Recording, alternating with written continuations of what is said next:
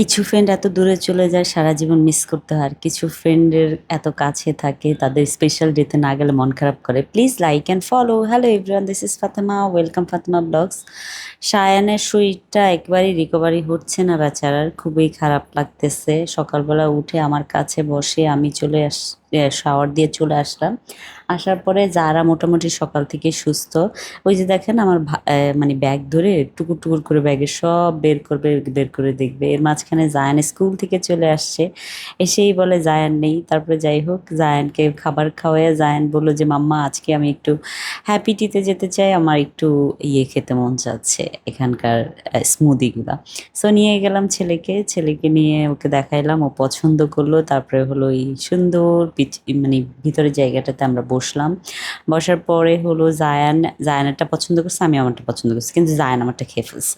এটা সব সময় হয়, জায়ান আমার সাথে সব সময় এটা করে। ওর পছন্দটা অর্ডার দিবে, দেওয়ার পর ওর ওটা ভালো না লাগলে আমাকে ওটা ধরিয়ে দিবে, আর আমারটাও খেয়ে ফেলবে। এটা আমি আমার হাজব্যান্ডের সাথে করতাম, সো এখন আমার ছেলে আমার সাথে করে।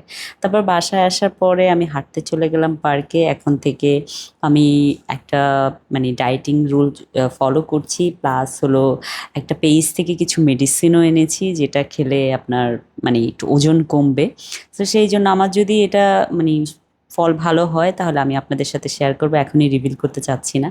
তারপর হলো এই যে হাঁটতেছি, আমি 40 মিনিট করে হাঁটা ট্রাই করতেছি। তারপর বাসায় চলে আসলাম। আসার পরে জায়ান অনেক রাগ করেছে যে আমাকে ছেড়ে কেন গিয়েছো।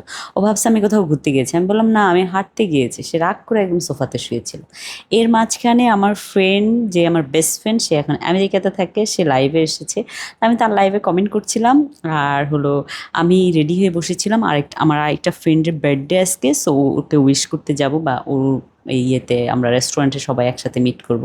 তো ও আমাকে লাইভে জয়েন করেছে। সো আমি বললাম যে আমি উবারের জন্য ওয়েট করতেছি, আমি বেশিক্ষণ থাকতে পারবো না। তারপর ওর সাথে কথা বলে হলো আমি উবার চলে আসছে, আমি স্টার্ট করে দিলাম, মানে আমি রওনা দিয়ে দিলাম রেস্টুরেন্টের দিকে। সো আমাদের গুলশানেই মানে ও বার্থডে সেলিব্রেশন করতেছে।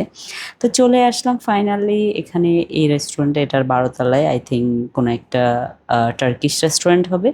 সো চলে আসলাম। আসার পরে এখানে ওর বার্থডে কেক কাটা হচ্ছে, এই যে আমাদের বার্থডে বয়। সো সবাই প্লিজ ওকে বার্থডে উইশ করে দিন, হ্যাপি বার্থডে দোস্ত।